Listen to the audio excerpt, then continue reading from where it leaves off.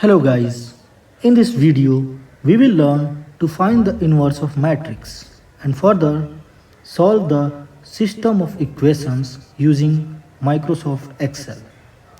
First, enter the values in matrix form in Excel.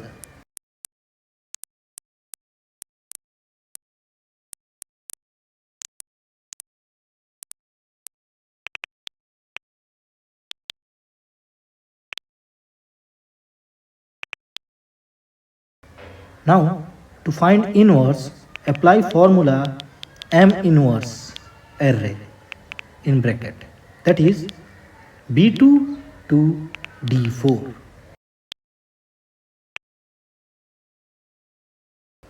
Now, to solve system of equation, apply formula MMULT array 1, array 2, that is B7 to B9, G2 to G4.